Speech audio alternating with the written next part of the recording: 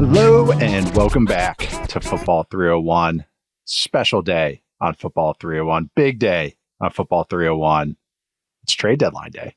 That's the only thing happening on November 5th while we record this, as far as I know, because of the bubble I'm in. But we are going to be recapping some of the trades that the NFL decided to get in before we start recording the show, and also looking at things we liked and one thing we didn't like from the Week 9 NFL slate. To help me do that, as always on Tuesday, is my guy, Mr. Matt Harmon. How you doing today, Matt? Oh, Nate, I'm doing great. Nothing more exciting. And I know like this is such bad football bro jokes here to start the show, but give it to me. Give it to me. If you're in this, I mean, if you're listening to this podcast, you're watching this on YouTube, you are just like us, hopefully. Yeah, I mean, biggest news out of the nation's capital today. The Commanders go all in on the 2024 NFL season and trade for Marshon Lattimore. Yeah, biggest news today. Again, I get it. It's lame, but hey, what are we if we're not ourselves? I know, right? That is the biggest news that came out of the day. The biggest new face that's dropping in near the Capitol, near the White House today. But no, it's we suck. I know that was a terrible transition. But anyways, I actually really have enjoyed the trade deadline picking up every week. Maybe it was that Rams all in year, and it really just like now it's like actually we're like, hey, actually stuff might happen. Like relevant things might happen. There's no.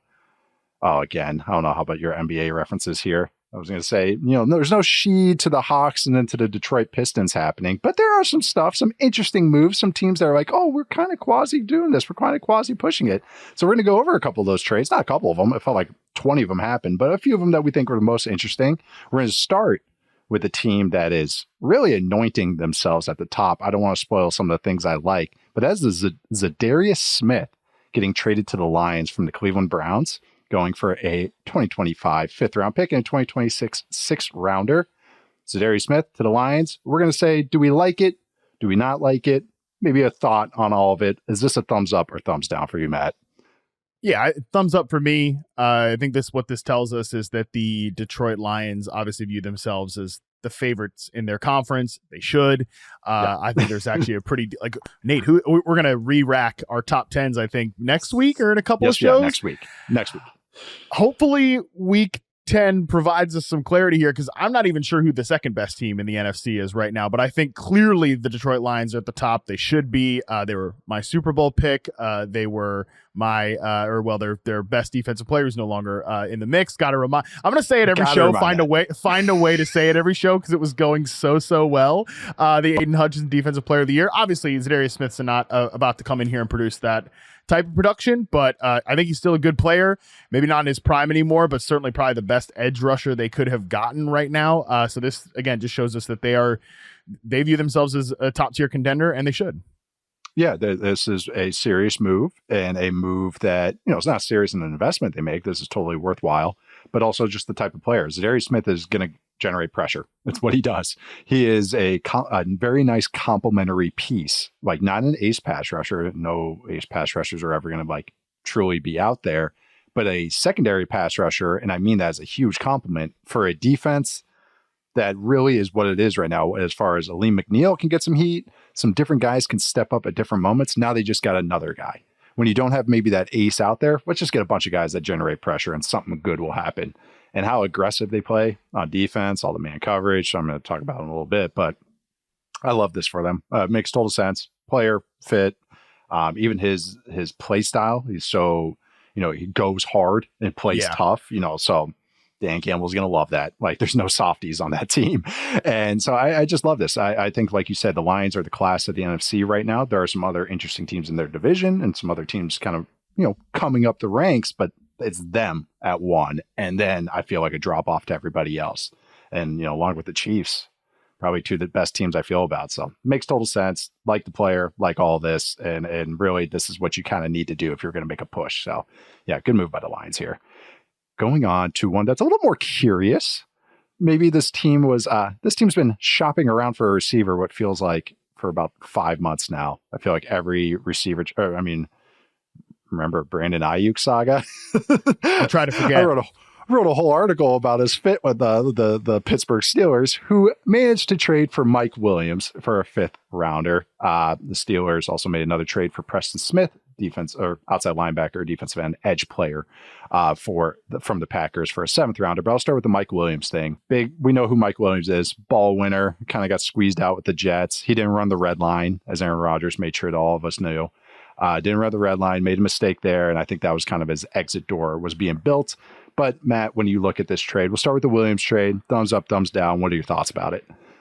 Yeah, thumbs up for sure. Just because they needed a body, man. I don't know how much of a needle mover Mike Williams is at this point in his career. I don't think the film on Mike Williams has been particularly inspiring this year, which is to be expected. The guy is coming back from a torn ACL, and he's deep into his career now at this point, and he wasn't a guy that was necessarily a plus separator to begin with. So he's a certain type of wide receiver. I don't think that type of wide receiver was really ever gonna. It's interesting because when he was acquired by the Jets, I thought the best thing that he could do was line up at X receiver and allow Garrett Wilson to move around the formation. And he did actually do that.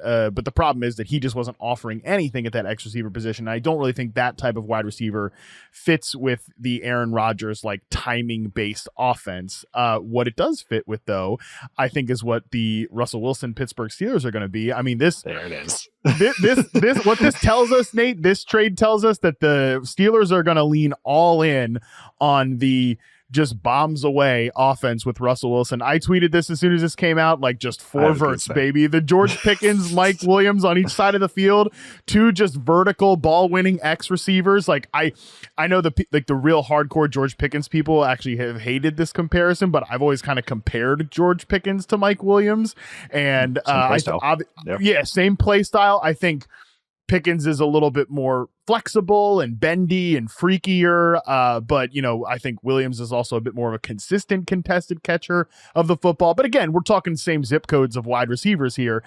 Both of them just going to line up on the line of scrimmage. You can mix and match other dudes in the slot, and you're just gonna drop bombs if you're Russell Wilson. Hey, before the bye, that was working out for the Steelers, so I understand why they want to again just double down on that identity.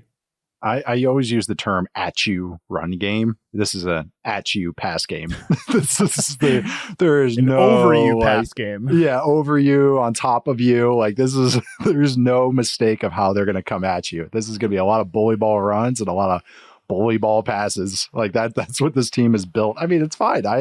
If Mike Williams is not for everybody, like he actually like a team that maybe should have been interested in him as the Cowboys. With how they play, and they need an outside guy. We'll get to them. But we'll talk about that in a second. But really, Williams with Arthur Smith, what you said with Russell Wilson, or even Justin Fields, either of those guys, this is the exact type of receiver that fits in this offense and how traditional they are in the sense of personnel, where it's not a lot of slot reps. It's an X, it's a Z, and they're vertical. That's what this offense is going to be. You have an X and a Z that can both win on the outside. Williams' health, he's 75%, 78% of what he used to be, but he can still contribute. There's still moments there, and this offense could be conducive for him in a low usage role. Makes sense. Fifth is I know if this is splitting hairs, but fifth was a little crazier than I thought he would get. I thought this was going to be like a 7th rounder. So, but still, it makes sense for where the Steelers are at, what the Jets are doing. It's Devontae Adams and Garrett Wilson all the way there. So that makes total sense as well. And it's kind of just, there's a role to be squeezed, and that got squeezed out. The Preston Smith thing was, I guess, Steelers, they did have some injuries up front. So I could see why they maybe need another body. Packers want to get more out of Van Ness, Lucas Van Ness, their first rounder from last year, who's had a couple moments, but he's been kind of a little way inconsistent. But they're trying to get an answer on him. So that leads to kind of the Preston Smith move, which Steelers they're stocking up. Like Steelers are pushing. Like they have a formula that works for them and makes it tough on other teams, and that's why they kind of just regrouped with a couple contributing players. I would say not total needle movers, huge needle movers, but guys that can contribute is what they need right now. But yeah, going on to a little bit down south to the NFC though. Marshon Lattimore to the Commanders. This was interesting. The New Orleans, who need it. Dennis Allen firing, all this stuff, but we'll pick through this. This is we have notes section. Stone, our producer, does a really nice job putting together an outline for us, and this one had like 5 bullet points on it because so much is happening with New Orleans right now. Yeah. But the Saints get a 3rd rounder, a 4th rounder, a 6th rounder back from the John Ridgeway trade. The Commanders get Marshon Lattimore and the Saints' 5th round pick. What'd you think about this one, Matt? Thumbs up, thumbs down, I guess, for both sides. What do you think? Yeah, I mean, New Orleans is obviously, we got to start thinking about the future. Marshon Lattimore, they don't get a ton of cap relief from this move. And I know, look, we could do a whole damn show on. I've seen enough tweets about Saints cap stuff. I'm full. Brother, you could have said that and it would have made sense for like 3 years straight now. I've seen about enough of the Saints cap situation. I don't particularly care. I am interested in how they're going to approach the future, and how attractive this job is going to be. And I think because of that, that's why you promote a guy like Rizzi. Is he going to be maybe? I think he even said actually in his intro press conference, or one of the press conferences this week, we've been doing the same thing in this building for a long time. And, is that good or is that bad? Like, we need to kind of consider that. But at the same time, like, I don't know if he's your answer, but you need to start finding out about guys on the roster, both from a coaching staff perspective and also on the depth chart. Lattimore probably not going to be that, and you can get a third-round pick from. You're going to need that cheap labor at some point here, all right? So getting a third-round pick and somebody that maybe can start for you in the future there makes sense for New Orleans. For Washington, I love it. Like, they should smell blood in the water in the NFC East right now. The Cowboys, again, we're gonna get to the Cowboys. They're not gonna. It's over. It's over for Dallas. And for Philadelphia, I think I could kind of go both ways with the Eagles. You could talk me in or out. And again, I think we'll talk about them at one point in the show here. With Washington, they're a good team. I'm feeling more and more what Washington is putting down here from a defensive standpoint. Washington, of course, because it's Dan Quinn, they play man coverage at the 6th highest rate this year. That is classic Dan Quinn stuff. You get a one-on-one ISO man coverage corner here, and Marshon Lattimore makes all the sense in the world. And again, they should feel pretty good about their odds to win this division. And because we just talked about with the NFC and how kind of murky it is behind Detroit, why can they not win a playoff game with what the offense is doing right now? I mean, I could not be more thrilled about what's going on with Terry McLaurin and Jaden Daniels, because I mean, this is my corner. This is my world with wide receivers. So few guys truly ever get out of the quarterback wilderness.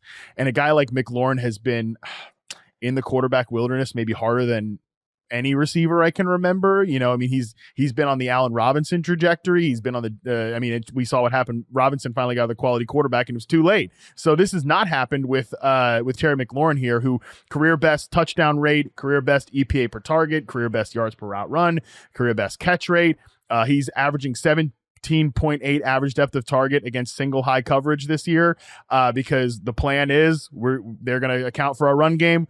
We're going to drop bombs to Terry on the outside because that's what Jaden Daniels did at college. That's what Terry McLaurin's done for years. So I love the synergy of this team, and this just makes sense. It was a weak spot for the entire depth chart. Why not add a guy who's been a proven top-level man corner for a long time? This isn't just a rental with Lattimore.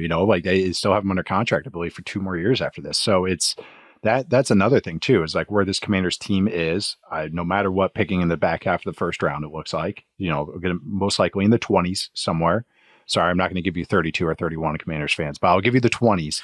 But I know we're going to talk about it, so I do have some notes on it. But as far as the Lattimore thing, it's this guy is he the elite corner? No, but he is a good starting corner still. And a guy, I always use the term, but moves the needle. They don't have that on their roster. Those are hard to get. And he's proven, where they're picking in the 20s, they have other holes on this roster. So now they can give up these middle round picks to get a valuable starter at a position they really need. And now they got a lot less holes to fill in next year's draft class. So not even just for this year, where I totally understand why you're pushing. I look across the NFC and I'm like, not even just how many teams I feel good about, how many units do I feel good about? A half dozen? As far as not even just teams, it's 3. So yeah, why not? Maybe you get hot. Maybe Jaden, and again, I don't want to spoil my notes because I did just watch the game. But no, just watching that offense and stuff, they make it hard on a lot of teams. So why not push it? Who's going to slow down this offense and the defense that's playing a lot better? So totally understood this one. Thumbs up, all that stuff. As far as the Saints, yeah, you got to rip the Band-Aid off. Not even just a Band-Aid, freaking gauze off. It's just let it bleed out, baby. Oh my God, man. Yeah, just eat it. Just take it. Just take one for the team. Mickey Loomis isn't going anywhere. I believe he's on the freaking will of the Bensons. So Loomis, the GM, is not going anywhere. But Dennis Allen did get fired, and like for me, it was just like, well, that's what you get for trying to do kind of Sean Payton continuation with no new ideas and like just keep kicking the can down. If he had to say in the Carr signing, it's like, I don't know. That's that kind of played out exactly how we thought it would play out. And just you see vets quitting, vets are tweeting left and right, Cam Jordan stuff. It's just a mess. And the Saints have, the Bounty Gate stuff and all that, but the Saints are always known with a lot of their vets. It's just like, it was a good locker room under Peyton, like a lot of good vets, like got a lot of good guys that worked hard, a lot of like just good people, like just good guys that knew how to grind and everything. So seeing it just turn into what it is right now, Cam Jordan apologizing, Saunders saying jokes, Chris Olave's brother coming out there. It's like, holy crap. So it's going to be one of the more fascinating subplots to watch, not just the next 3-4 months, but the next 3-4 years to see what the Saints are kind of going to do. So this was just one step into one drop in the bucket and into a huge empty bucket that the Saints are in right now. Sorry, New Orleans. But yeah, well, again, we're going to talk about Washington a little bit more in a little bit.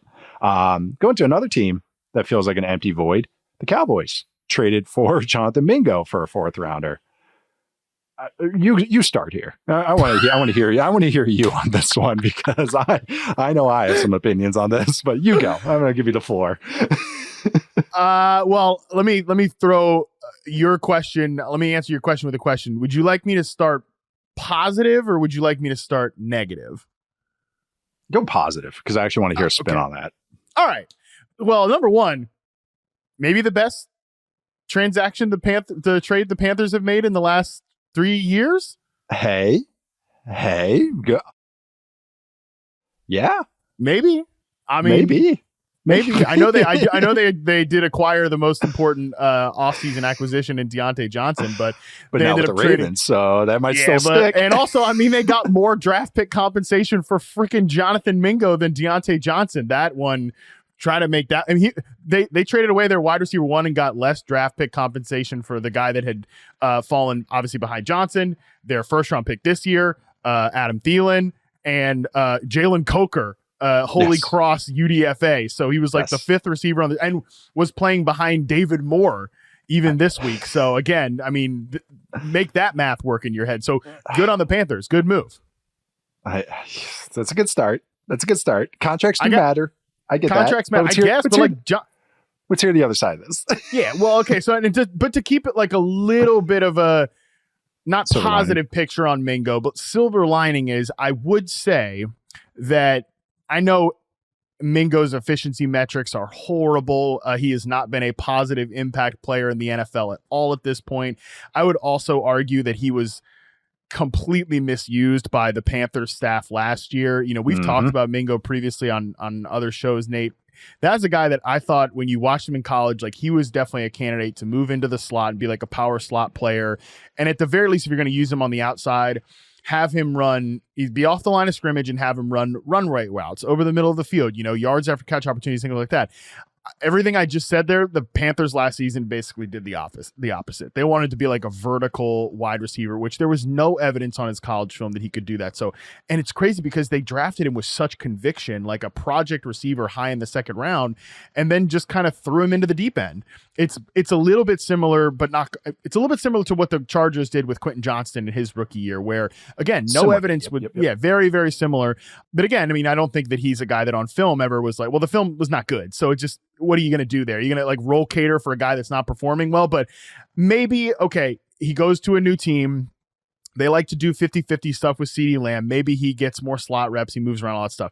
At the same time, though, a 4th round pick, what Dallas needed was a guy that is going to be more of a true outside man coverage beater. And like Mingo's not that. And I can't think of my first instinct when I saw this was, because we just talked about Dallas last week on the fantasy show, Nate, and all of the like outside stop routes that they run. That's about the worst thing I could imagine Jonathan Mingo doing. It is. It's as soon as I saw that trade happen, I was like, oh, really? It's a glorified gadget guy. It's Mingo's college tape was him lining up at tight end and running across the field. Yeah. You're running up at the slot. So like, that's where I agree with you on the power slot stuff. Mingo's usage looked like Elijah Moore's usage at Ole Miss because they were Lane Kiffin was like, I know where my bread is buttered. But like Eli Moore showed more from the outside than Mingo ever did, despite being way smaller and all that. Yeah, I don't. This one is thumbs down for me. Not for the Panthers side. Good for you guys. But no, for the Cowboys side, because this isn't the role. I see his size, I see the height, weight, speed, and all that, but it's like his actual how he plays is not an X. It's not a traditional Z. It's a move around runway route guy, like you were just describing. And he's lined up in the slot 42% of the time this year, I think, according to Next Gen Stats. All right, so why are you doing that? Why are we training for this guy that needs to be loosened up and move around? As like CeeDee Lamb also works really well when you move him around. So I don't know. Just another. Once you're moving them to F tight end, like yeah, you gotta run 12 personnel. Ferguson's your inline guy, and Mingo's your off line of scrimmage kind of tight end. I don't know about that. I mean, it's crazy too, because in a world where Dak Prescott was going to be healthy, I guess you could say, because you and I have talked about this before too, like, hey, broken, we got to fix it. Let's put CeeDee Lamb at X receiver and open up other people and see what happens. Well, now you've got Cooper Rush under center. They're even talking about, like, maybe we'll get Taysom Hill. I mean, I just called him Taysom Hill, Freudian slip. Maybe we'll get Trey Lance some reps. Let's do that. Well, you know what you're gonna, if you got your backup quarterback in, and maybe you've got your third string Taysom Hill adjacent quarterback, you're getting some packages and things like that. You're not putting your best receiver, who's also dealing with an injury now, at the farthest position on the boundary on the line of scrimmage, and you're going to make him play the hardest role. No, you're going to probably want to move him closer to the offensive line. You're going to want to move him closer to the line of scrimmage and have him do more slot stuff, because we're going to be trying to get layups for these backup quarterbacks. But now if you bring Mingo into the mix, you're putting CeeDee Lamb at X, I guess, because he can win there and Mingo can't. But now you were roll catering to a guy we just trained. It doesn't make any sense. It doesn't make any sense. It's a lot of investment for a guy that needs a lot of help just to like be a tangible player. Functional. That's the thing. Like, could he be functional as a power slot? That's what we're after the rookie year. Like, the same thing with Quentin Johnson in LA. We're not shooting for superstar. We're shooting for functional. And he's doing that because they've catered to him a little bit. I don't see how that's going to happen with Mingo in Dallas. Man, you just saying the Trey Lance stuff. It's like, so the same interview, Jerry Jones says, oh yeah, we're putting Dak on IR for at least 4 weeks. And then we're also trading for a receiver. And it's like, do you hear yourself? Do you hear? As soon as you say the first part, that should make the second part never happen. That should be, oh, we're putting Dak on IR. Trey Lance, get out there. Let's see what you got. And that should be the rest of your season. They're playing the Eagles this week, then the Texans Monday night, then the Commanders, who are no joke, and then they got the Giants. Giants defense is no joke, even though I know there's patches with it, but it's not a joke. Then they got Bengals. It's like they're not playing like easy teams. I know the Bengals defense is not as terrible, but their offense isn't. So it's not like they're like, oh yeah, we can really just ease this in. Like, yeah, we can keep it up. Like if they go 500 over that stretch, that's fantastic for them. And that's still like, that's gonna be tough. I know it's a wide open NFC, but it's like, do you guys know what you are? The answer is no. But it's just a frustrating team. This is how I felt about them in July, and I'm even more frustrated about them now that we start in November. So I didn't understand this at all for the Cowboys. But like I said, good for the Panthers for get something. But when you need, the biggest compliment I can give a player, especially a receiver, is that they're scheme proof. But as soon, like, that means it doesn't matter who the play caller is, what their role is, they're going to contribute to the game. You get this guy, like you just said, who needs so much help just to be functional. That's not a guy you trade for. That just, to me, is, and they're not outstanding enough in the one role. Why are you doing so much work just to make a guy be okay? Yeah, that's just bad team building to me. Just, I don't care what he ever ends up becoming. Going to one that actually made me a little happier. This is the Bengals trading for Khalil Herbert from the Bears. The Bears get a 7th rounder. Herbert kind of got squeezed out with DeAndre Swift. More on him later. And also with Roschon Johnson, who I actually do like for some parts of his game. But this trade with Khalil Herbert to the Bengals, thumbs up, thumbs down. What are your thoughts about it, Matt? I want to give it kind of like a thumbs middle here. That's only. I'm going to go right here. So what is that? 2:00? I'll go 2:00. Yeah.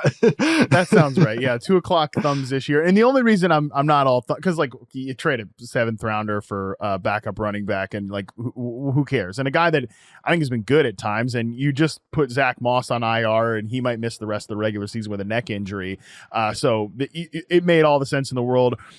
They've started to give Chase Brown, and that's where the thumbs middle comes up here, because Khalil Herbert, like in some sicko fantasy leagues, where you have a billion roster spots, you got to start a bunch of players, all the waiver wires are garbage. I just put him on the end of a couple benches because I'm like, well, maybe he gets dealt at the deadline. This is the one spot where like, man, we were just kind of getting the Chase Brown experience. Like, but at the same time, we were here with Chase Brown. So that's where I'm kind of like mixed on it. But I will say that even if Chase Brown's a weird player because I think he gets typecasted as kind of a passing down back because he's explosive and he had a couple of those screen plays as a rookie, but they've never really trusted him on passing downs. I think that was the whole point of the Zach Moss acquisition, who is a guy that is rock solid in pass protection. You can use him at the 2-minute drill, all that stuff.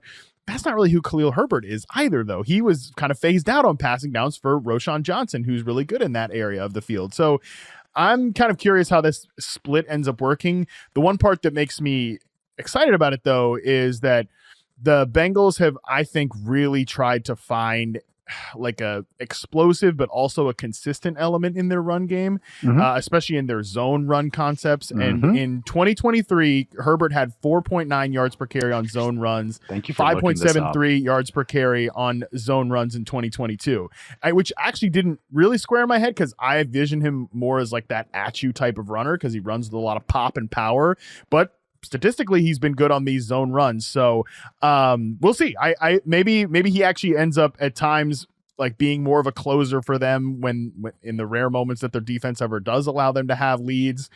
So I'm really fascinated to see how this one plays out because I think Herbert's a pretty good back. Yeah, I'm so glad he brought up the zone stuff. Those are his best runs since Virginia Tech, early Bears days. Chris Morgan, their offensive line coach, who's under a lot of fire right now, but he's a Shanahan offensive line coach. So zone stuff was always kind of a staple, and Herbert was great in it. I'm glad he brought up the explosive play element too, because that's what actually he does bring. But that's also, you already nailed it, but it is the double argument here, argument for both sides. All right, so you got more explosive play element. All right, who's protecting Joe Burrow? All right, the part of this offense has been just jabbing defenses in the face because they get so many light boxes. So that's why you have Zach Moss, because he can be bully. That's why Samaje Perine was fine in this offense too. Get the 4 or 5 simple yards. All right, so maybe they're going to become more boom busty in the run game, which I'm not totally opposed about. Maybe this is how they get an explosive play element, but I just want to see it unfold. Great call though. The zone stuff is literally, that's all my notes on it. It's like he's good at zone. They've gotten away from zone, but they used to be a zone team.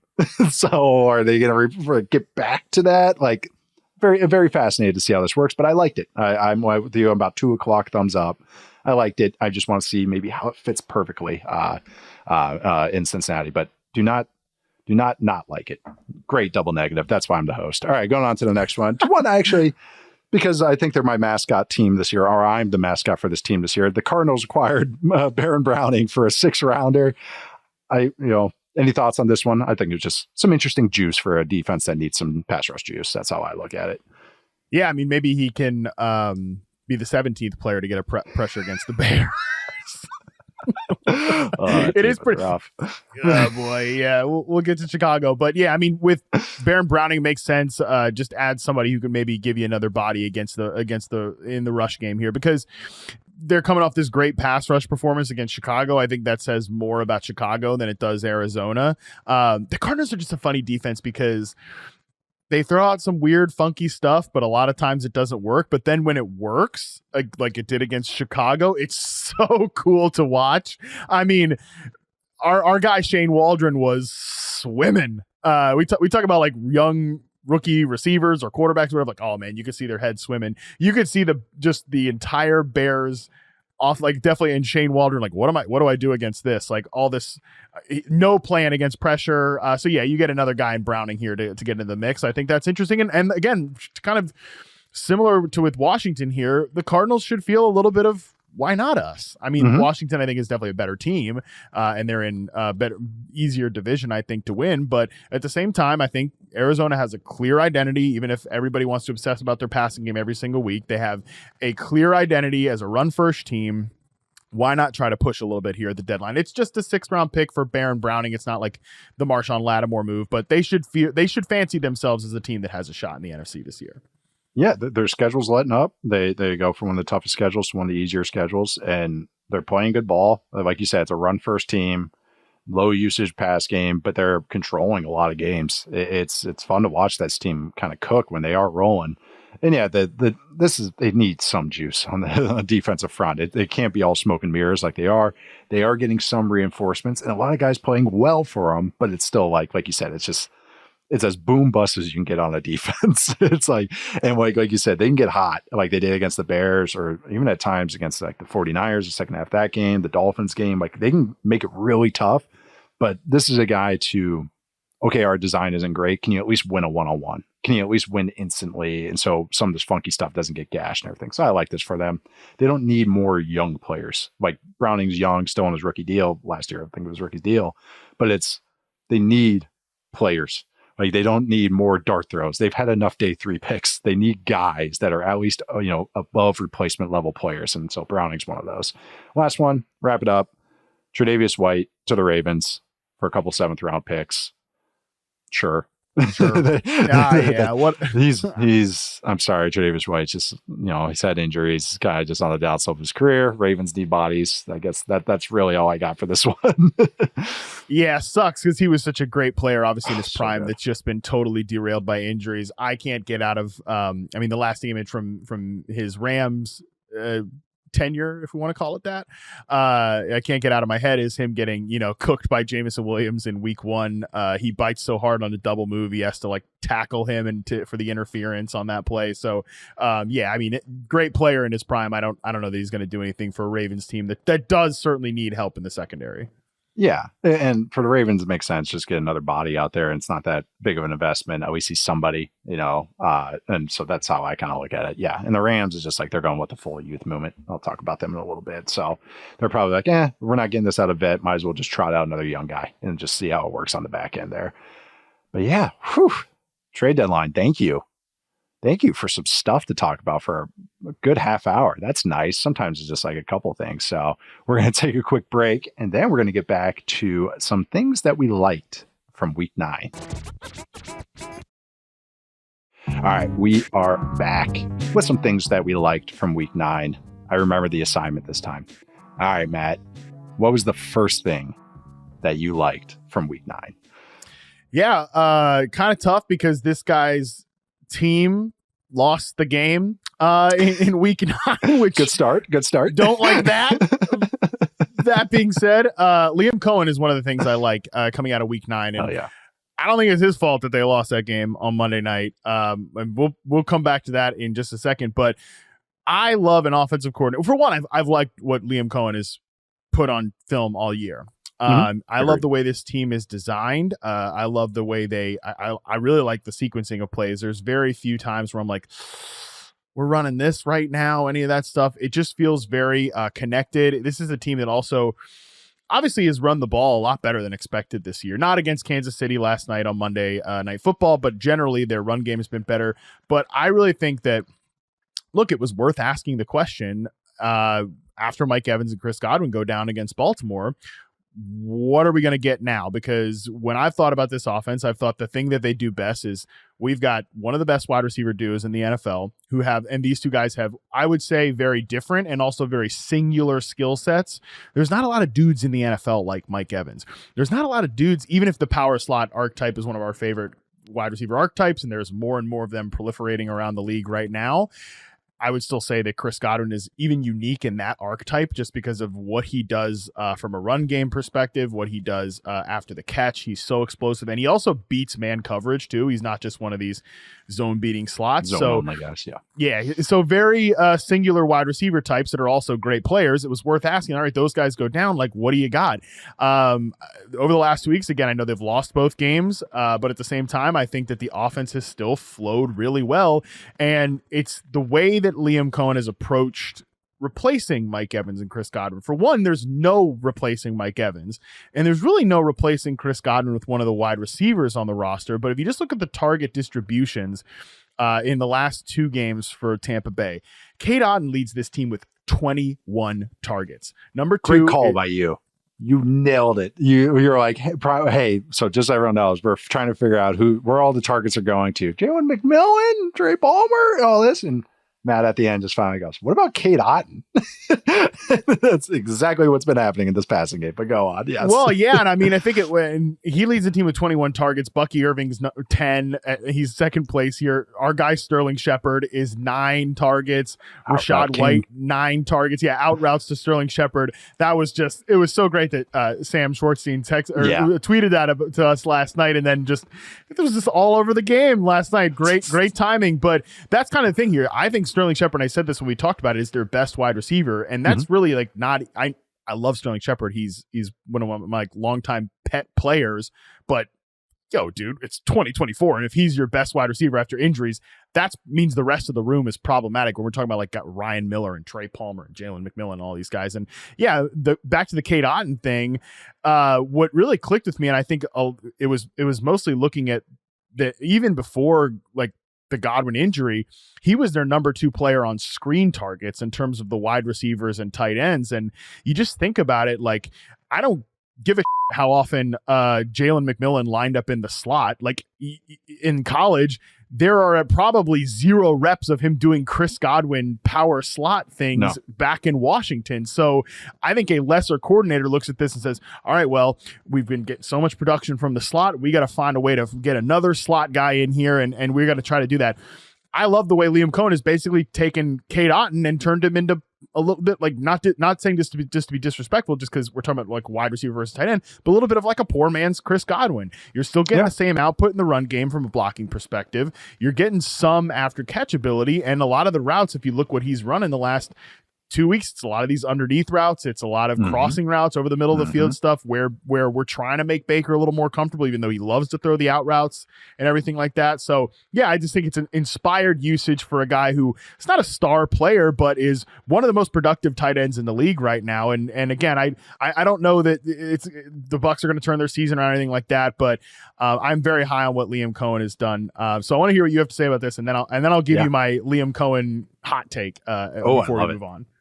No, it is. You nailed it, because even like statistically, it's not just eye test, and you feel you talk about sequencing, and you feel the game flow with the Bucs. I'm never watching them going like, here comes another 3 and out because they suck. Here comes another crappy receiver screen. It's like it's almost like receiver screens are the canary in the coal mine.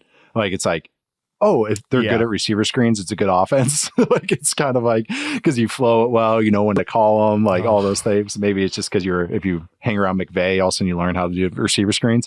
But I mean, shoot, the stats I look at, success rate, explosive play rate, it's a top 5 offense, and it's been all year. It doesn't matter the injuries that have cropped up; they just still move the ball. He has had no, I got to do this because this is what we did in LA with Baker. It's just like, oh no, Baker's good at this, so let's just keep doing it. Like even if he's not perfect, let's keep at the things that we're good at. A lot of bunch routes, a lot of stuff going to the outside.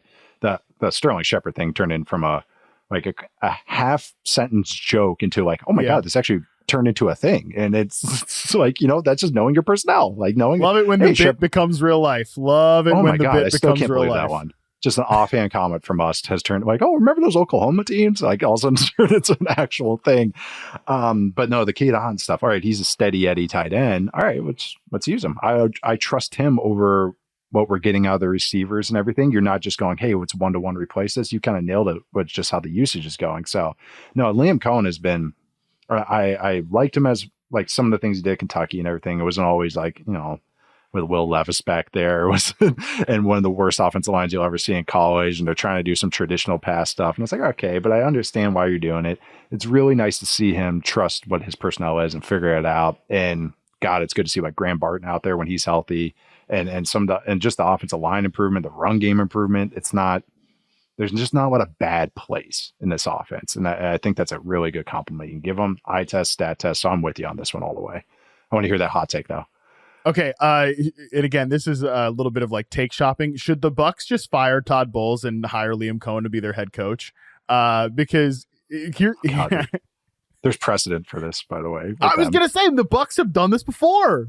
And it didn't really work out. It didn't really work out either way. But they fired Liam Lovie Coen Smith a little bit better than Dirk Cutter right now, but yeah, for sure. But I'm not here to advocate for anybody losing their job or something like that. But I just feel like Todd Bowles coaches this team like he doesn't understand what this team is, which is this is a you just mentioned it. They're a top 5 offense almost any way you slice it, and they're like a bottom 5 defense any way you slice it. And I just think that Bowles is probably too conservative to be the head coach of this team going forward, because I think you could be, look, the Bucs are probably just screwed because of the injury situation, especially. I mean, and they were screwed on defense a little bit. They're definitely screwed on offense with, we'll see when Mike Evans comes back. They're not getting Chris Godwin back, all that stuff. And this team, but I really think they could have gone somewhere had they not had these wide receiver injuries. So next year you could potentially come back and just, if you bring Godwin back, you're ready to rock again. Baker's under contract. I think you could really be something if you lean into that identity. I just think Bowles is probably too conservative to be the guy to run that type of operation. But, maybe Cohen's not cut out to be a head coach. But if this offense keeps going like this and he's got the pals with Sean McVay sort of glow on him, and again, we've got this offense cooking, somebody's going to want to find out if he's a head coach or not. So might as well be Tampa. There's might be a lot of empty seats for coaching spots up this year. See how many 2-win teams there are right now? I'm bullish on them too. I'm curious if they would do something like that. Not going for 2 against Mahomes is gonna. Yeah, it's gonna be a tough one to wash that out. That's kind of your mouth. That's kind of a nice little snapshot of everything you're talking about right there. All right, moving on to one of mine. This is a thing I liked, and this isn't outlandish or anything. I'm just liking the Lions' juggernautness that they're showing right now. We know what the offense is. This offense is outstanding. This offense has answers for every single thing. I don't believe in the Goff MVP talk at all. The MVP should be going to about the offensive line and then maybe the run game, and then he's like third in that. But he's a great operator in this offense, doing it in the rain. It doesn't matter what you're throwing at this offense. They have answers. It's the best run game in the NFL by success rate. They're explosive. They have a better rushing success rate than 21 NFL teams have a passing success rate, including the Bills, the Eagles, the Falcons, the Packers. Yeah, and that's rushing. Gibbs, if you're just looking at running backs, that qualifying running backs, he's first in running success rate. David Montgomery is second in rushing success rate. Gibbs is the most explosive running back in terms of 10 yards at 10 or more on runs. He also has the lowest stuffed rate of any running back with 100 or more carries. So it's not boom bust, it's just boom. it's boom with Montgomery and then more boom, boomier with Gibbs in there. They don't need a QB run element. Some offenses need that just to open things up. They do not need that. The run is coming and they're going to pop you in the face anyways. They run every type of run concept. The passing game is hyper efficient. The passing game is explosive. I think they're second in explosive pass rate right now. They can pass protect. So if you want to Brian Flores it, they have answers and they'll gash you. So that's just the offense. And then you look, and I looked at DVOA because now DVOA I feel like is a lot better as now we're adjusting and everything like that. No offense to the guys. I like to look until we're way into the season at it. They're first in DVOA overall. They're third in offense. They're third in defense, and they're first in special teams. And they just added Za'Darius Smith. Man, this team is awesome. And every little question I had, I've totally given up on kind of going, well, you could poke at this with them. Like, oh, they run a lot of base defense against sub. Guess what? They freaking torch you. Like they're finding answers. You can catch them sometimes on defense, but what they make you do is make you do hard things over and over. Beat man coverage, beat a physical run defense, I should say, with a bunch of big bodies in there. Okay, we can catch you a couple times. The Packers caught them a couple times. All right, can you keep up with our offense? Hey, our special teams is going to put you in a lot of bad spots. Can you keep up with that? Hey, we're going to have a good return game. They make you be good in every phase. And this is what everyone talks about. Oh, all 3 phases. If you're a Bears fan, it's all 4 phases. But for the Lions, it's like they actually do it. Like there's no talk.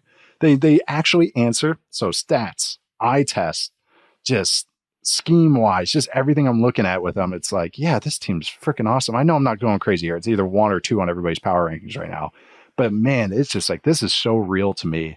And all the questions I kind of had are kind of getting answered by them. I still have some things like how they can hold up maybe against some of the more elite offenses, but all right, who's going to challenge them? Because they have answers for the teams that could challenge them in the NFC. And that's really cool. So a thing I like is the Lions being a juggernaut because in a league that has a lot of bad teams, it's really cool to see a team not truly have a glaring weakness. There's things you can poke at, but a true like, oh my God, this is the Achilles heel of this team. It's not like the Chiefs were in the early Spags year. It's like, all right, they can't stop the run.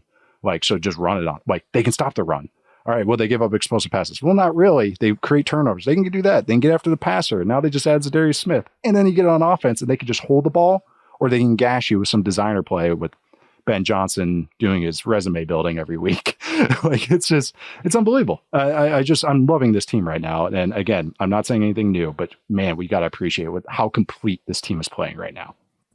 I love the way you said about their defense, that they make you do hard things over and over and over again, especially from a run game perspective. But yeah, the passing game is such a good point too, because sure, when you go up against Houston this week, if Nico Collins is back, like maybe Nico's going to get you a couple times. Eventually when you face Buffalo in week 15 or San Francisco in week 17, some of those guys they're going to get you every now and again because you play so much man coverage and you're so aggressive. But how often are they going to get you? And like you said, on the other side of it, I wrote about them in my recap column this week on Sunday. Okay.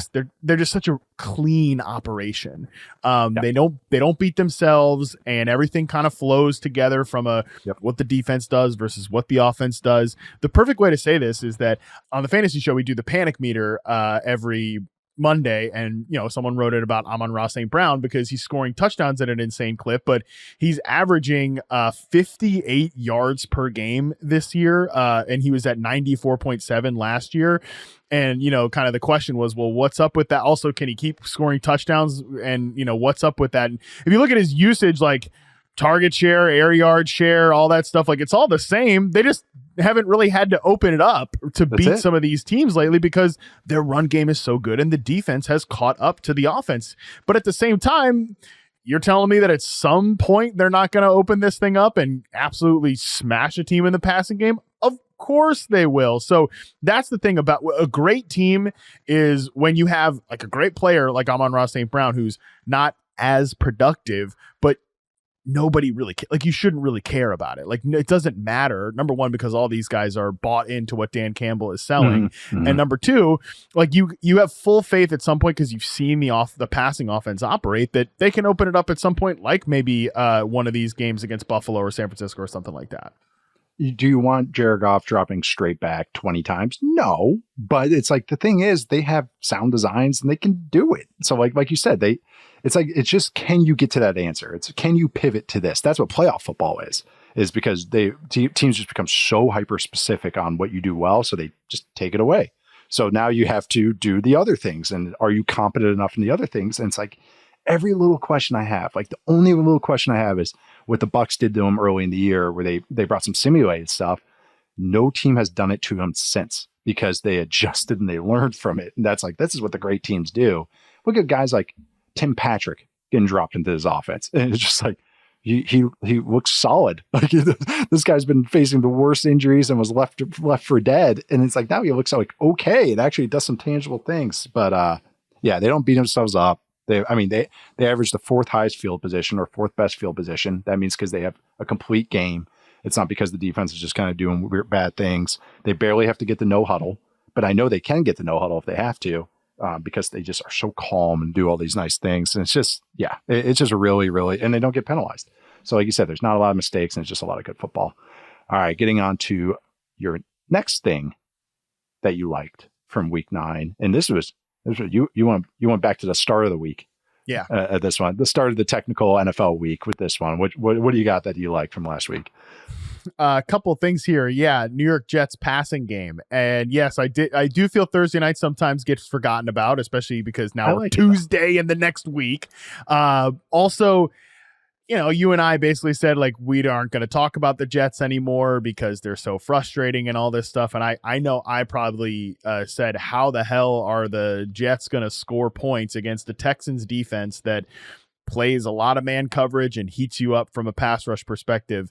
And about 2 quarters into the game, felt really good about that take. Felt really, really good about that take. Then the second half started finding the clip. Hey, let's get that out there. Let's get that out there. At the same time, and man, I will say I'm not like a Rodgers guy or anything like that. I'm not here to stick up for Rodgers. I was like, people were talking about smelling blood in the water. Twitter was aflame with the anti-Rodgers propaganda on Thursday night last week. But man, then at the same time, and I know Houston obviously has its issues offensively. They probably can't hang in a shootout type of game, but we'll get to know them at a later date. Yeah, we'll have to discuss that at some point. I feel pretty ridiculous for having them as like a top 4 team in the NFL. Last time we did top 10s. But the Thursday was a reminder in the second half that when this offense works, you know, when you like ISO routes, the whole deal, Rodgers picking his spots and the whole thing, when it works, it's really fun to watch. Okay. Like and maybe more on broadcast than it is going back and reviewing it on film. Cause it's like, oh, well, what are they doing? They're just lining up and playing ball, man. But when you've got guys like Rodgers, when he's playing like that, and you've got Garrett Wilson and you've got Davante Adams and those guys are cooking at the same time, yeah, just line up and play football, man. So it's not too dissimilar to a little bit like the Eagles are right now from an offensive perspective, where it's just they're not doing anything fun schematically. They're kind of in late stage Russell Wilson. Here we are. Stop it. And the Eagles, I think, probably have, if we were to combine, like cooler players than the Jets right now. But yeah, you know, there's been like some people about, hey, is Davante Adams washed? Watch him get off the line of scrimmage against Houston. I mean, that guy is still a press coverage maestro. He was cooking. Wilson, oh man, Garrett Wilson, I just think has looked so fantastic on film all season this year. And I'm glad it's sort of like, talk about a guy that deserved a moment like that, you know, the catch of potentially the season. Guy's I know he's a hard worker and he's been trying to get on the same page with Rodgers and trying to turn all of that separation into strong route running and being where Rodgers wants him to be. So to have a moment like that and a win, I just thought that was so cool. So yeah, just a reminder that, hey, when this offense, I don't know where they're going to go. I'm not really buying into they're going to run the table and go to the playoffs and all this stuff. But when this offense is cooking, when these two guys, Garrett Wilson and Davante Adams, and when they're doing their thing and Rodgers is protected, it can look pretty damn cool. At least there's some highs now. Like if I'm going to have to watch this team on freaking national TV 20 times, like at least there's like some stuff that's like, oh, okay, that's cool. Oh, that's, cool. Okay, your running backs are actually getting going because now the boxes are a little lighter. You know, not so much as relying on the offensive line being competent. They can just be what they are because these good players are making good plays. So, no, I'm with you. And it was good to see. You can see Garrett Wilson swimming a little bit mentally this year. I think they kind of put more on his plate. And it's kind of like you said, it's you need the reward sometimes. Like you can have great practices and then you have a couple errors in a game and you see guys kind of just go into a shell. Look at Jalen Polk right now. Totally. Like, you know, as soon as he does something right, a penalty happens or he drops it or something. A.D. Mitchell is finally kind of coming out of that. Garrett Wilson's a couple years in, but young guys, man, it's like, especially when you're not just winning games and it's easy, it's so hard to just lose yourself no matter how talented you are. So like you said, it's really cool to kind of see it now in this new look Jets offense that looks like the old Packers offense. So it is nice to say. Like you said, people get their pot shots in, but it's really nice to see when Aaron Rodgers reminds us, going like, oh yeah, you can do that. That's really, really fun. All right, we're going to do one last thing I liked from week 9. And that it just before we go to the break, and that's just Bijan Robinson. I just got to talk. I just want to talk about Bijan Robinson. I know he is 9th, I believe, in total rushing yards. He's 3rd in rushing success rate. He's 1st non-line. You know, you got Gibbs, Montgomery, sure, and then Bijan. So he's 1st in the non-line category, 5th in stuffed run rate, which is, you know, 0 yards or TFLs. 1st in runs where he reached 15 or more miles per hour. I love the stat from Next Gen Stats. I'm addicted to it. But he's 1st in those runs. 26% of his runs, he's reached 15 miles an hour or more. Shout out to their offensive line, who's playing really like competently. Like you just don't have a lot of holes with the offensive line. It's a safer attack because it's such a zone heavy attack, and you know the McVay Shanahan-ness with it. But Bijan, I knew he was special, man. But watching him is a joy. Just a grace and power and his vision and just the plays that are available that he gets, but also the ones that he creates. What should be a 2-yard gain turns into 6, and it's the coolest 6-yard gain you'll ever see. But he is just playing at a phenomenal level right now. Tyler Algier, when he gets in there, does some really nice things as well. But man, Bijan, I just got to reiterate, like this guy's special to watch, and then just one of the most fun players to watch week in, week out. Like honestly, he's become appointment viewing for me. It's like There's another zone run. Oh, look at number 7 go. Oh, there's another zone run. Oh, look at number 7 go. It's just, that's what he does. Every throw to the flat turns into an adventure for the defense because he's going to make the first guy. You can see defenders are terrified. He catches the ball in the flat and they just go, oh God, oh God, oh God. Okay, there he is. And then Bijan's running to the sideline, get another 5 yards. That reminds me of so my uncle played for the Saints for 10 years at tight end. He was on special teams too. And they played Deion Sanders when he was with the Falcons. And I think both were in the NFC West back then. So figure that one out. But it was a punt and it was Deion's rookie year. And he goes, I'm one-on-one, he's like the right guard, right tackle on the punt team. He runs down. He goes, no one gets me. So there's Deion. I see Deion's eyes going up and he goes, I know he's about to get the punt. And he goes, the only thoughts that went through my mind are, he's going to juke me. He's going to juke me. And he said, Deion caught it, put his foot in and then tripped over his feet and then fell down. And my uncle just jumped on top of him. He goes, I caught, X amount of touchdowns. He goes, I celebrated harder about that quote unquote tackle than I did anything with that. Amazing. And that's what I feel like when I'm watching Bijan. It's just like every defender's like, he's going to get me. He's going to get me. But yeah, shout out to my Uncle John because that's exactly what it looks like. But yeah, I don't know if you have Bijan thoughts other than he's cool. Because I just took 5 minutes to just say he's fun. That's all I want to say. What else is there to say? He's a great football player. He's obnoxiously productive on these zone runs at this point. He's really taken it to heart too, and taken a leap there, I think, as a rusher from like a decision making perspective, because he's a guy that was a great prospect, but last year he had some head swimming moments there in Arthur Smith's offense that's very zone heavy. He made some mistakes, not being where he's supposed to be as a receiver at times, and I talked to him about this at the Super Bowl, and he's just like, it's just different. Like, you get into the league and more is put on your plate from a decision making perspective at the running back position, and this ends up happening. And now you see, it's just so cool to see a talented player. It's all clicking at the same time. And yeah, this offense has played a cupcake schedule the last 5 weeks. It's an unbelievably good offense the last 5 weeks. 3rd in offensive success rate, 6th in dropback EPA, number 1 in rushing success rate.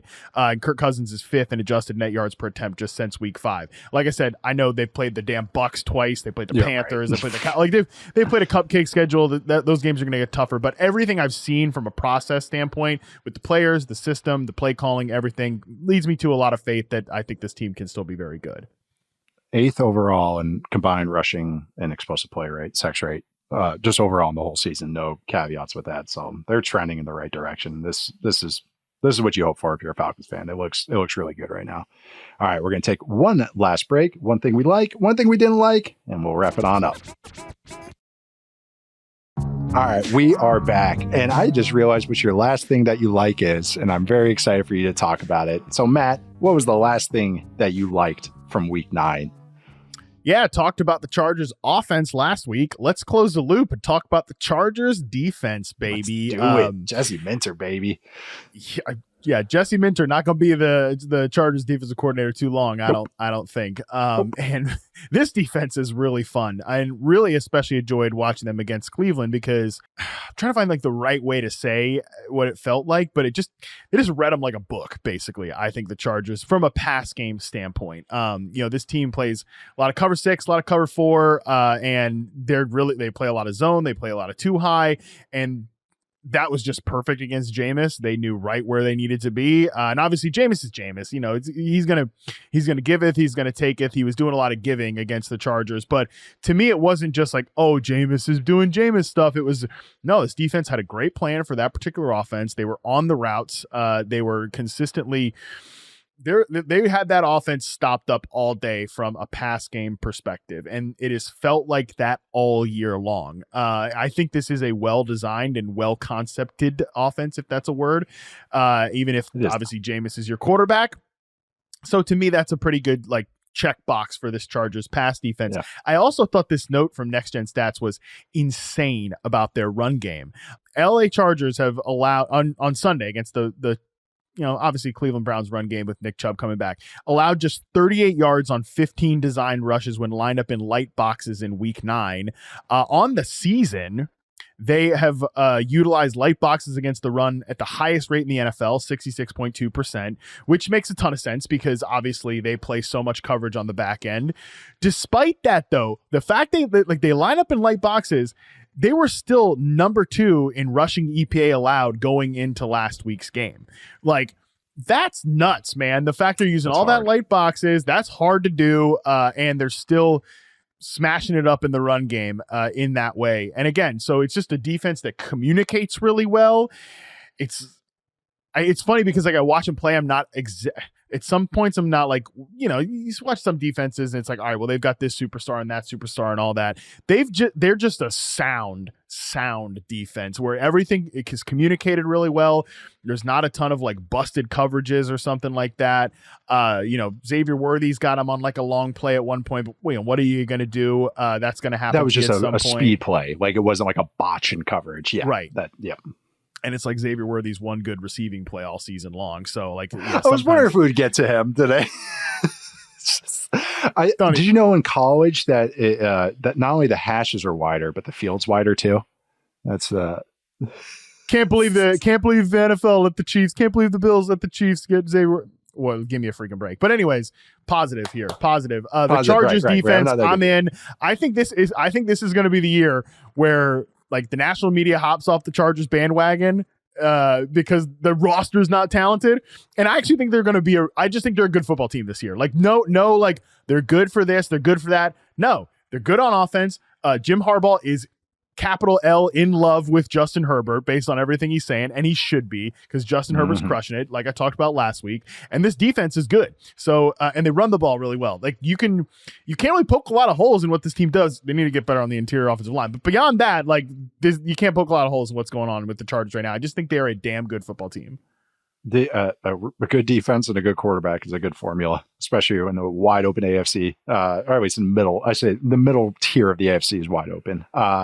I know this is great. I want to study the Chargers defense more. I've kind of been watching them a lot, but never kind of going like, oh, they're doing this or doing this. I'm just like, yeah, they make it a slog on everybody. And that's what you said. It's sound. Like if you, God, I'm trying to think of the coach was Bronco Mendenhall, longtime college coach, really good defensive mind. He, I don't want to butcher it's him, but I think it was. But Paul Chris told a story that they were at some clinic and someone asked him what the goal of his defensive call was. And he said, I want the offense. Yeah, it was Bronco Mendenhall. I want the offense to throw it to where the weakness in the coverage is. And that always stuck with me. And it was just kind of one of those things. What he's saying is, yeah, they shouldn't be throwing to what should be the like covered spot. That means we messed up. But if they're throwing, if we play cover 2 and they throw it to the hook right there, or they throw it to the hole shot, it's like, well, we can either make it tough on the hole shot or we can rally and tackle. If we run quarters and they throw it to the flat, if we rally and tackle and it's a 4-yard gain, that's fine. We won. They threw it to the weak spot and we didn't let up an explosive. And that's how when I watch this defense, that's what I'm thinking. It's like they just don't botch stuff. Like you said, they don't make mistakes. And that is usually a sign of a really well-coached team. And it's, kind of how I felt about maybe, you're going to roll your eyes, but the Cardinals offense the last year and a half, where I'm just like, well, this isn't always perfect, but it's sound. And like, yeah, I wish they did this with Marvin Harrison Jr. Now I'm saying that. But like none of their designs where I was like, oh, this is a bad design. It's like, are all the players perfect? No, but all the players know where they're supposed to be. When there's a bunch formation or there's a motion, it's good when you see guys communicating because they recognize what's going on. That means they were coached and they were scouted to watch this opposing team and see what they're all doing there. So that's when I watch this defense. It's just like they just do not make mistakes and they do good things. So I'm with you. I mean, they're first in like success rate. They're first in combined success rate and explosive play rate. And I know some of it's the offenses they face, but guess what? They just keep doing it. They made a slog on the Chiefs. And so, now we're going to get the schedule picks up a little bit for them. I think next week they play the Bengals, week 11, I should say. And that's going to be really fun because then you got a really juicy offense versus a defense that makes it a slog. All right, who blinks? So yeah, that one I'm looking forward to. They got the Ravens, they got the Falcons, they got the Chiefs again. So yeah, they have the Titans cool this offenses. week. We won't notice it there. I skipped but that yeah, one. That's why I kind of moved on there. eventually picks up. Yeah, I mean it's crazy. The Chargers allow 6.2 average depth of target, lowest in the league, while also having a 14% pressure rate, which is third lowest in the league. So it's not as if like, oh, we're getting out quick because we're getting heat or anything like that. No, it's so funky on the back end, and so not even just funky, but it's well covered on the back end that it's tough. They make it tight. They make it real tight. Yeah. I got to study my guy TR Tart a little bit too. I know he's helping out against that run game too. TR Tart bouncing for some teams, team to team for some reasons, but it's good to see him in a landing spot and playing well. All right, last one we like. I just want to say the new faces. I was going to start with the Rams. And then I also want to talk about the Eagles defense, because I've been talking about, some of the offensive stuff and some of the defensive stuff last week when I was saying the things I liked from the first, from week 8 or other things. But starting with the Rams, the defensive line, all the young guys, Jared Verse is starting to get some defensive rookie of the year talk. He's kind of winning it by default. I'm writing about midseason awards, and I might just give it to him by default right now. He has the pressure stats. It's more he's a cog in this whole group. And he plays hard. Don't get me wrong. He's good against the run, and he does but that's the thing is these guys take turns. They do so much twisting and knifing and moving guys around. They got Kobe Turner, Byron Young, and then now they got Fisk. God, I always want to say Walton Fisk, but Fisk. But these guys, they all play hard. They're also aggressive, and they can slice across and make everybody really edgy. On the interior, that it's like, this is really fun. And all these guys are first and second year guys, first and second year players. Just wanted to give them a shout out that it's just, they take turns on who's standing out. And I think that's really cool because it makes it really tough on offenses. Like, well, we can't just game plan against this guy because they're going to do so much movement. It's not, the back end isn't the greatest unit ever. Like, you can get after them, but they do make it hard up front. They play really hard. So I just wanted to give them a shout out. The other thing too is, you also get the Seahawks offensive line bump. Don't get me wrong. I'm not Charles Cross is good, but the rest is, but also I mentioned this a little bit last week, but the Eagles defensive improvement is very real, very tangible, player wise, scheme wise, eye test numbers, everything you want to talk about. Since week 3, they're first in combined success rate and explosive play rate and sacks rate allowed. They're 5th in EPA per play allowed. Jags got after him a little bit in the second half of the last game, but man, all these new faces stepping up for them. Not just new faces, guys with more of a role this year, or an increased role, and the new faces, I should say. So you got Zach Bond at linebacker, who at first I was like, oh, he's good in kind of a limited sense. He's playing really well in coverage. He fits the run. He plays smart. He plays with his hair on fire. It's a perfect defense for him because he gets to stay clean. He's not the biggest body. He might be their most important defender right now because of what he does on the interior. If this other guy wasn't there, which is Cooper DeJean, who started playing, after a few weeks, now playing in the slot. He's really standing out in some big moments on 4th down. He's good in coverage. Another, athletic, smart player. Milton Williams up front. Oh my goodness. Like this guy, I kind of gave him a little shout out before the season, but he's doing a really good job along the interior, along with the guys that, get the, Jalen Carter is playing well. Jordan Davis is playing better. I would say he's actually not just Snorlax out there. He's actually doing something. But like Milton, he looks like Snorlax, man. But Milton Williams, good comp, bumps inside, on passing downs, and he's disruptive. And when you have the other guys that can get after, some of the older vets, but they just, they built this defensive line to actually get some pressure. They're not going to blitz a ton. Josh Sweat's doing some good stuff when he has to rush the passer. Then you got just on, like I said, the back end, Quinion Mitchell, Cooper DeJean, Nakobe Dean, who's limited, but had a great interception. The Jaguars openly admitted that they targeted him on that play because it's one of these things where it's like Doug Peterson almost says the truth too much in his interviews, where it's like, I knew what he was saying. He's like, well, we took that matchup because look who was covering him, but also it's like, first down, you guys had a lot of time. Like, you shouldn't be taking jump balls to your right. Dearness Johnson. It's like, I understand the argument, but I don't at the same time. It's like one of these things, like, don't admit it. Jags ban, Nate. Jags ban. I know. Trevor's looked good the last month. I don't care what anyone says, but I'm watching that defense, and it's tangible. This is a good unit. I'm safe. I feel safe saying that Like they're just have guys playing at all three levels, doing a lot of the sound things. That's what that defense thrives in.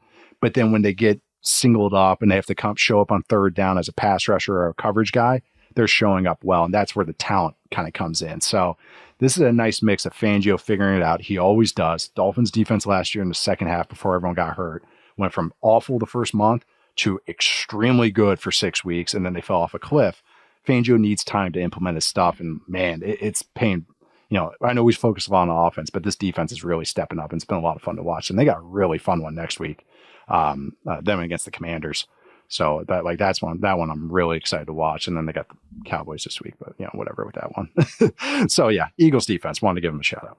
We'll see how they can stop the Trey Lance Wildcat package. No, but seriously, I was actually just watching and charting Brian Thomas Jr. in that Eagles game right before we hopped on here. So definitely came away with a really high opinion of Quinyon Mitchell and Cooper DeJean. There was at least one play where DeJean was just in coverage on Brian Thomas Jr.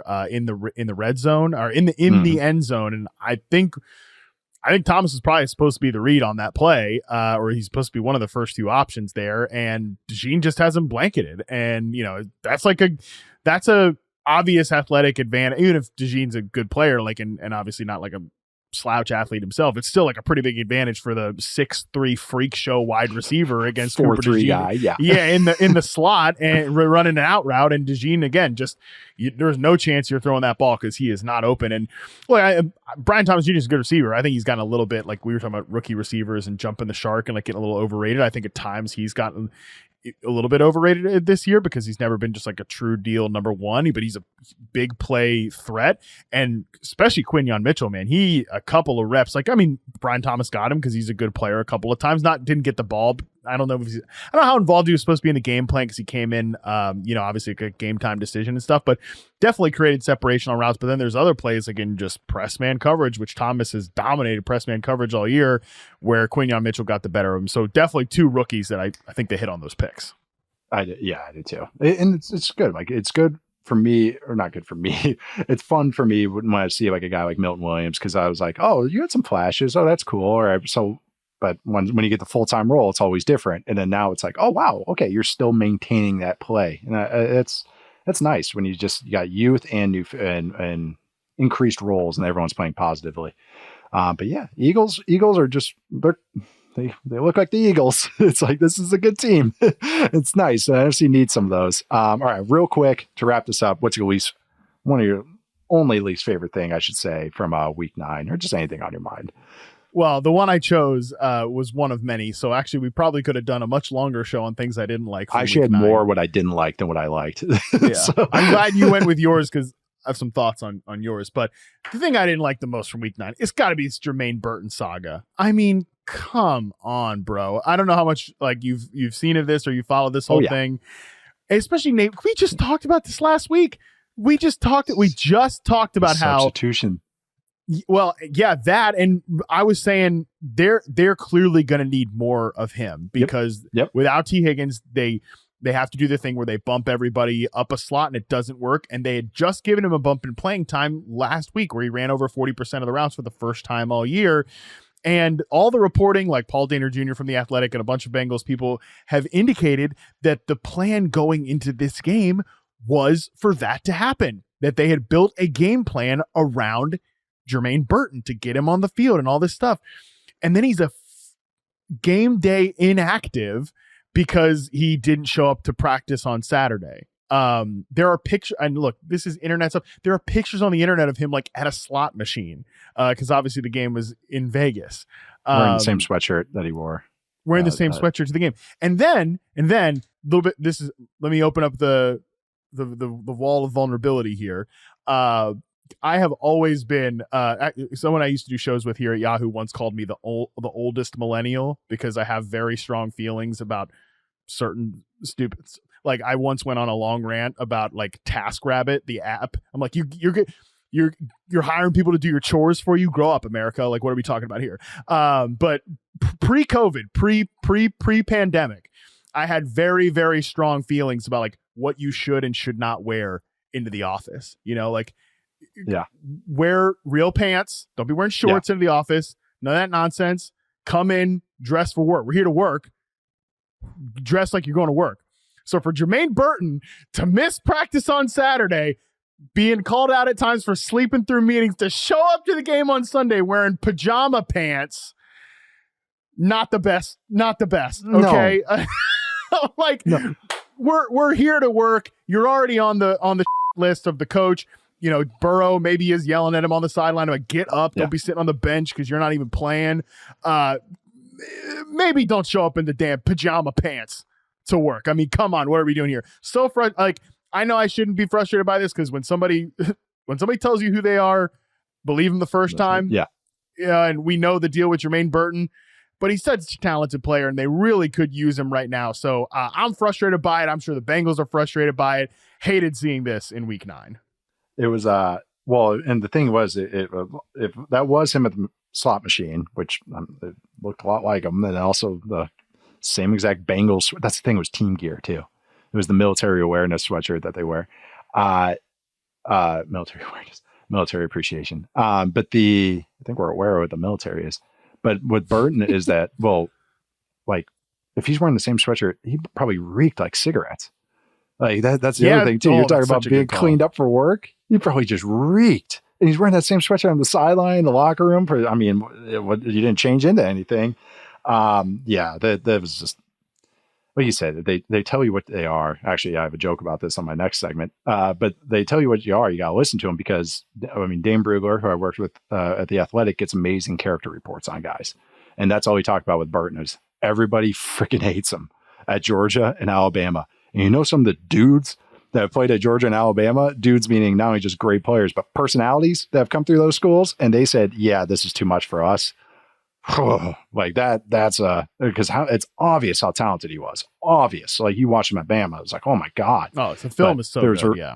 And there's a reason why no one was like, oh yeah, take him like this. Everyone's like, well, you got to wait till day 3 for him. And it was like universal. So yeah, I was even shocked he went in the 3rd round. I was even shocked he went in the 3rd round. I thought he was going to go, day 3, whatever. But he has first round ability. Who knows? I misspoke. The game was in Cincinnati. I don't think it was in Vegas. But still, and who knows if the slot machine picture is real? Maybe I'm getting punked by the internet, whatever. But regardless, show up to work. No one's denying it. That's the show up to work and don't wear freaking pajama pants when you're in the crosshairs of the coaching staff. Put a pair. For God's sakes, put a pair of joggers on at the very least. Just something. Don't wear team gear out either. When are you a freshman? That's what we used to call that, the freshman tuxedo. Because all the freshman football players and athletes, you get your first team gear, and then they just wear it constantly every single day. So yeah, that was the freshman tuxedo. All right, my least favorite thing, and this will wrap this up. Love you, Stone. Thanks for staying with us, bud. This is DeAndre Swift and the Bears offensive attack. You talked about, this is not me being a Caleb Williams defender because I wrote a huge gushing article about him 2 weeks ago because I watched that tape back and I would say he had a missed throw over the middle on the second drive where he probably should have pulled the trigger earlier, and probably one other missed throw. But other than that, I'm kind of looking through it going like, what else do you want him to do? He's trying to operate this offense and a lot of times he can't. If the offensive line doesn't mess up, there's a running back not picking up a protection, DeAndre Swift being that running back. If we look at the receiver with a cool little design, 2 guys run into each other and then the timing's off and then he has to get into creation mode. There's a disconnect right now, how much people are saying he gets into creation mode. And I'm like, he should do it more because of what's going on with the actual structure of this attack. But the line you said, you should listen to what people tell you. You ever heard the story of the scorpion and the frog? No, it's an old. So. Okay, it's an old story, old tale. Or really, the synopsis of it is: scorpion asks the frog to carry him across the water, and he's like, but you're going to sting me. And the scorpion's like, I'm not going to sting you. I need to get across the water. Okay, if I sting you, we get sunk. And then halfway across, the scorpion stings him. And he's like, why would you ever do that? And he's like, because I'm a scorpion. That's what I do. That's Shane Waldron. Yeah. It's just like, I started giving him props about him chopping stuff from his offense. Then he's handing the freaking ball off to a offensive lineman at fullback. He's running all his I know. It was like, you got to be kidding me, dude. And you had a bye week to like trim even more fat and you're just adding more. But watching this offense, and then this is really the issue. It's team structure, team building, reps that they're giving. DeAndre Swift, and this is a known fact since it's been in the league, he is a boom bust running back. His vision is poor. I would even say not even below average, poor. He's explosive, but he doesn't take the easy runs. He's not good in pass protection. He goes to the wrong guy a lot. So he's a limited player. And now he's on several teams. Now he's getting paid. He's taking reps from other guys. And I'm watching it, and not just to put it all on DeAndre Swift, but when you sign a guy to be a vet running back, he shouldn't need hand-holding and mean hand-holding from a rookie quarterback. And there's protection busts where this should be a simple play, and I'm watching him. He's not even like looking at the right guy. And there's some Bears fans arguing with me about it. I'm just like, all right, I'm not going to like trying to break down 6-man protections to like Bears lover 69. And I'm like, just like, you know, I'm like, why am I doing this right now? But but really it's more just, that is just the snapshot of what the issue is with this team. Why is the rookie quarterback correcting the vets? Like, why is the rookie quarterback having to point the offensive line in the right direction? Why is the rookie quarterback having to put the veteran running back that got paid a lot? If you get paid, you should not need this stuff. They're the ones that's supposed to be leading those rooms. And you got a second-year running back, Roschon Johnson, that's better at the little things than the vets that got brought in. Travis Homer earlier this year, same thing. Another Shane Waldron special. But it's just that I watch this team and watch the lack of details. It's like, man, this is just, you know, and then you got the special team or the end of half gaffes, you know, the Hail Mary, the run at the end of the half against the Cardinals. So it's not only just the offense. It's just like those moments. I like what the defense does, but just overall, this team is just not well coached. Especially the juxtaposition of them going against the Cardinals, who I think are very well coached. Even if the defense is funky, I get what they're trying to do. But the offense, the special teams, the little moments of the special teams that they had, I tweeted it where everyone's giving the fair catch signal. 7 guys are doing it. And I couldn't name half the guys on that special teams unit.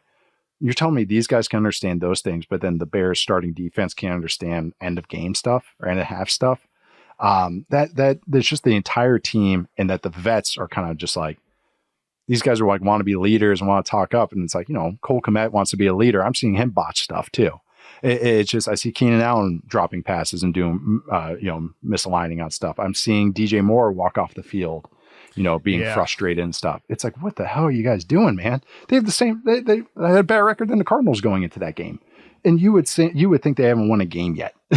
and like, that's how it just felt from as soon as one thing went wrong. But yeah, just using DeAndre Swift as one example of like, just like, what are you guys doing? Like, what are you teaching over there? Just the lack of detail in that whole team is very frustrating, because I'm watching a quarterback trying to do the right things and then just kind of being let down by everybody around him. And that's not just me making excuses. That's a fact when I watch this team, when I'm watching the Bears offense and just the general team. So I just kind of want to, I didn't use this as a Cardinals launching point for once, but I'm just using that as more of a like, wow, Bears, this is, what are you doing, man? What are you guys doing? It's just so bad sometimes. Yeah, I mean, I don't often say this, but like, that was pathetic. That game was pathetic. And it's like, you're so right to point out the coaching difference between Arizona and Chicago. Like, you can feel when there's a coaching gap, and it should not feel that wide with a team like Chicago where they're at versus a team like Arizona where they're at. And yeah, look, Caleb Williams has not been perfect this year. He has struggled with downfield accuracy for whatever reason. I don't really know how to pinpoint that, because I think that was what he's really good at USC. Too many go balls. Another real quick offensive structure thing. They're doing what we complained about with the Cardinals originally, Marvin Harrison Jr., but he's taking the one-on-ones to the X, and it's just straight go balls.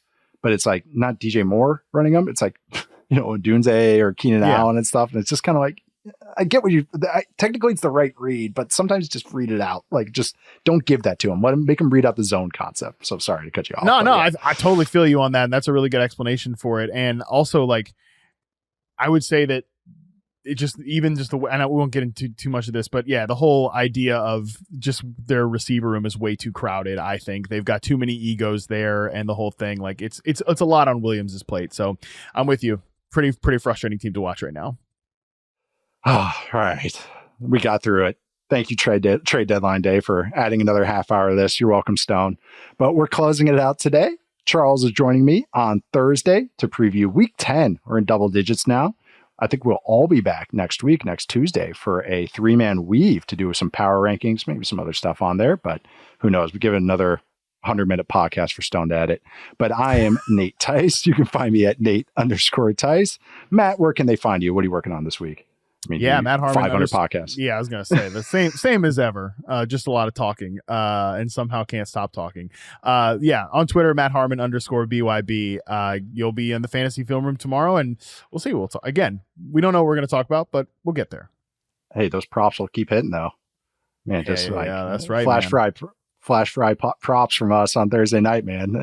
That's why you want to listen to that show. We're cooking. But also, we'll try and get to a mailbag.